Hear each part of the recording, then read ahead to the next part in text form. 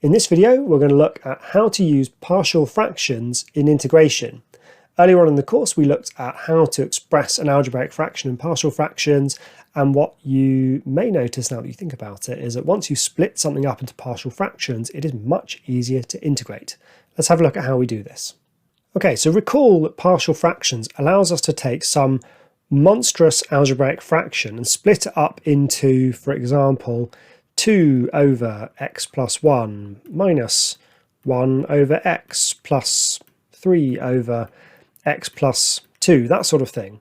Well, notice that anything in this form is really easy to integrate. Like, how do we integrate this first one? For example, 2 over x plus 1. Well, it's actually really easy because anything over a linear term we just integrate with ln. So the answer to this is simply 2 ln x plus 1, right? Think about how you differentiate this.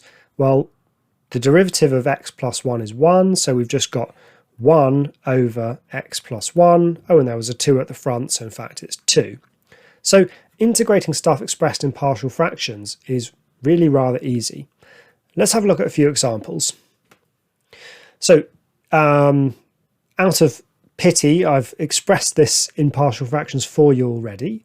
So standard question will have a part A, which is express something in partial fractions, and part B, which is integrate it. So, how would we integrate x minus 1 over x squared plus 4x plus 3? Well, we would simply integrate 2 over x plus 3 minus 1 over x plus 1. What's the integral of that? It is as easy as 2 ln x plus 3 minus 1 ln x plus 1. And that's it. I mean, there are always options when you've got logs of neatening things up. And by neatening things up, it's not always neatening, but there's ways you could proceed to simplify. For example, if you really wanted to, you could write this as ln x plus 3 squared minus ln x plus 1 plus c, and then you could use the further log rule that's going to be the same as ln of x plus 3 squared over x plus 1. But to be honest, there's no reason why you have to get it in that form rather than this. Okay, so partial fractions, we love them. They make integration way easier, indeed possible. So let's have a go at this one. Express f of x in partial fractions and hence evaluate the integral of f of x between 6 and 7. And here is f of x. So we know that when we've got some function which is of a lower order than the denominator, i.e. linear over quadratic, we can express that in the form a over x minus 5 plus b over x plus 1. And if you need a reminder on this, do go and check out all my videos on partial fractions. And that's the same as a x plus 1 plus b x minus 5 all over x minus 5 x plus 1. Okay, what does that mean? It means that the numerator here, which is a x plus 1 plus b x minus 5, needs to be identical to the numerator here, which is x minus 2. And now we just do our sneaky substitution to figure out what a and b are. So sneaky substitution number 1 is when x is minus 1, we get 0 here, and over here we get, well, minus 1 minus 5 is minus 6 times b, and when x is minus 1 here, I get minus 1 minus 2 is minus 3, and that means that b is 1/2. And my sneaky substitution number 2 is that when x is 5, this bracket is 0, and I get a times 6, so 6a is equal to 5 minus 2 is 3, and a is also 1/2, jolly good. So there's my part A. I've expressed it in partial fractions. Well, I guess I haven't. Expressing it in partial fractions involves actually writing it out.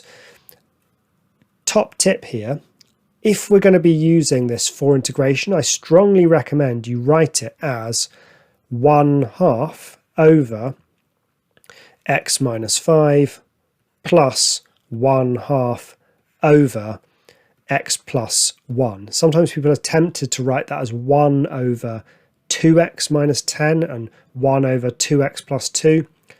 That's much harder to integrate. It's not wrong, it's just way easier to integrate when it's in this form. Okay, let's go ahead and do the integration now. So we'll need a bit more space. All right, so if I'm going to integrate f of x between 6 and 7, I can just use my partial fractions, that's the hence bit there, and say I'm actually going to integrate 1/2 over x minus 5 plus 1/2 over x plus 1. And I'm doing this between 6 and 7. So this is really easy to integrate now because it's just 1/2 ln x minus 5 plus 1/2 ln x plus 1, and this is being evaluated between the limits of 6 and 7. Okay, sub in 7 first, and we get 1/2 ln 7 minus 5 is 2, plus 1/2 ln 7 plus 1 is 8. So that's what we get when we sub in 7. When you sub in 6, you get 1/2 ln 6 minus 5 is 1, plus 1/2 ln 6 plus 1 is 7. Okay, let's try to simplify this as much as we can. So first thing I'll do is I'll factorise out 1/2 here and have this as 1/2, and then that's ln 2 plus ln 8, and then, well, ln 1 is 0, so I forget that, and I've got minus 1/2 ln 7, so there's a minus ln 7 here. So what is that? Well, using log rules, I know that this is ln a plus b is ln a times b, so I multiply 2 times 8, which is 16, and then divide it by 7. So that's 1/2 ln 16 over 7. So I've expressed my answer as an exact integral. Once again, let's just check that on the calculator just to see we haven't made any errors. Okay, so on my ClassWiz calculator, I'm looking for the integral, and here's the function I'm actually trying to integrate. So I'll actually key in just the original function here. So x minus 2 divided by x minus 5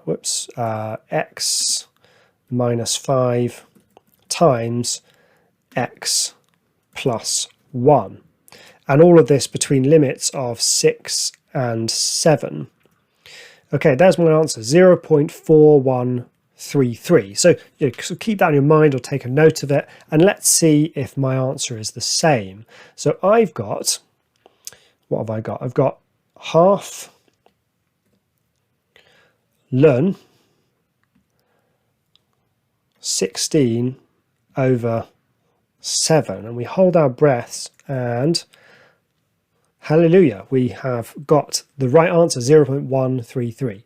So that little check is just to set your mind at rest and confirm for you that you've done the right thing, you got the right answer.